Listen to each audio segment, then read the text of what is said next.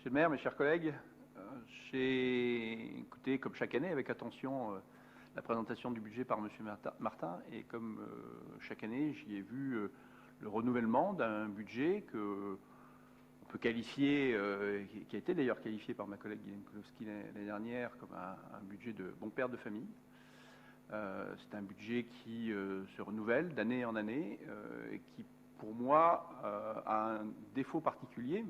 Vous m'avez entendu le mois dernier pour cette préparation de budget, le débat budgétaire, mais l'inconvénient de ce budget, c'est qu'il ne tient pas compte d'une évolution qui date d'il y a quelques années maintenant. On ne parle pas des règlements climatiques, on ne parle pas des enjeux environnementaux depuis 6 ou 8 mois. On en parle depuis plusieurs années, j'en parle ici. Monsieur le maire, vous en parlez régulièrement également, pour dire que le comportement de la ville d'Orléans serait vertueux en termes de gestion de ces enjeux environnementaux. Ce que j'attends moi, et ce que je vous dis et redis chaque année, c'est un véritable impact budgétaire de cette volonté politique affichée.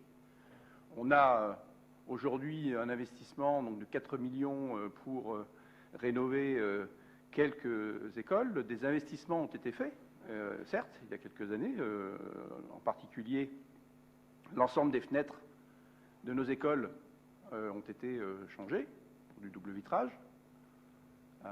C'est un investissement qui a eu évidemment un impact, mais un impact mesuré sur les réductions que l'on est en droit d'attendre de bâtiments qui ont plusieurs dizaines d'années.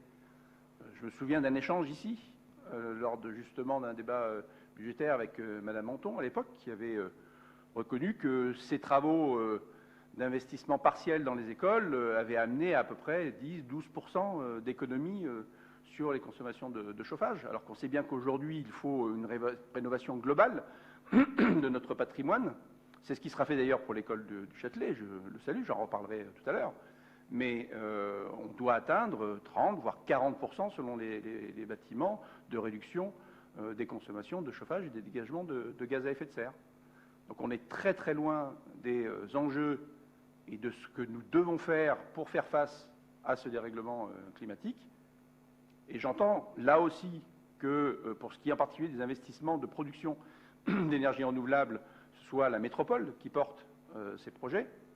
Mais on voit bien que la situation budgétaire de la métropole a pour conséquence que ce que nous lançons aujourd'hui, la première action que nous menons, c'est celle d'un appel à manifestation d'intérêt pour que les entreprises privées viennent investir sur nos bâtiments, sur nos parkings, pour pouvoir en réalité faire les investissements nécessaires et accessoirement nous reverser aussi un petit loyer pour cette occupation du domaine public.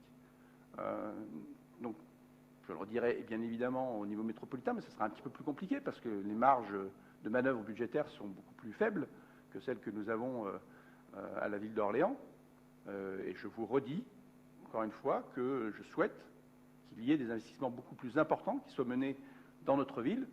C'est un peu, vous savez, cette fameuse histoire du colibri qui doit prendre sa part. Eh bien, je considère aujourd'hui que Orléans ne prend pas sa part et que ce budget de bon père de famille, comme il a été qualifié, n'est pas un budget de bon père de famille, puisqu'un bon père de famille se préoccupe de ses enfants. Et là, pour moi, ça n'est pas le cas. On est très en retrait par rapport à ce qui doit être fait dans ce cadre. Je vous remercie.